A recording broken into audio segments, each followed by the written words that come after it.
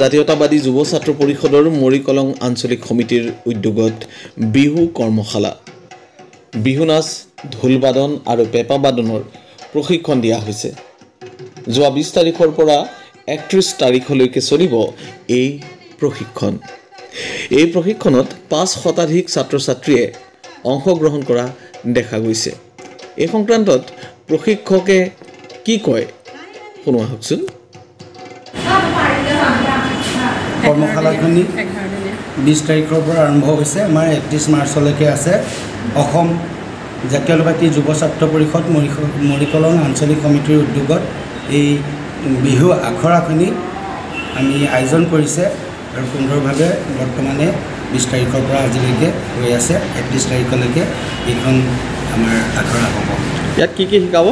ইয়াত বিহু নাচ আৰু বিহু নামৰ লগতে ঢোল বাদনৰ আখৰা হৈছে।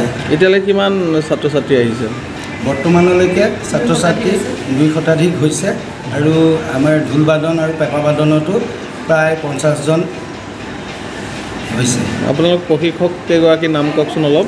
প্ৰশিক্ষক মই হ'লোঁ শ্ৰী সৌৰভ কলিতা আৰু ইয়াত কংকনা কোঁৱৰ, পবিত্ৰ প্ৰাণ শইকীয়া আৰু ভৱজ্যোতি বৰা আৰু লগতে আছে যুগল কিশোৰ দাস আৰু আমাৰ লগতে আৰু এগৰাকী আছে পদুম প্ৰসাদ শইকীয়া।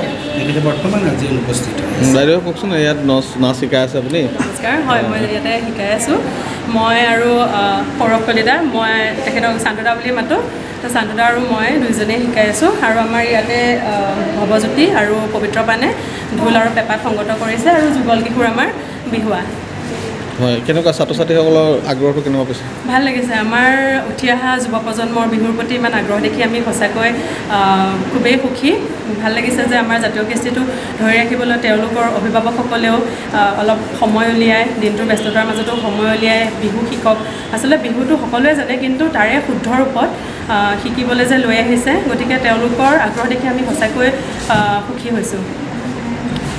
এইখিনিতে আপোনালোকৰ আমি আৰু এটা কথা ক'ব লাগিব যে আমাৰ লগতে এই কৰ্মশালাখনিতে ভাগ ল'বলৈ আহি আছে লতাশিলত যি সম্ৰাজ্ঞী, দুগৰাকী সম্ৰাজ্ঞী, এগৰাকী সংগীতা কাকতি গোস্বামী আৰু পাহাৰী বৰুৱা। তেওঁলোক কেতিয়া আহিব?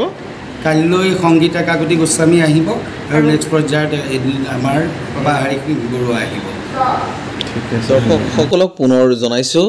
অসম জাতীয়তাবাদী যুৱ ছাত্ৰ পৰিষদৰ মৰিকলং আঞ্চলিক সমিতিৰ উদ্যোগত বিহু কৰ্মশালা বিহু নাচ ঢোল বাদন আৰু পেঁপা বাদনৰ প্ৰশিক্ষণ দিয়া হৈছে।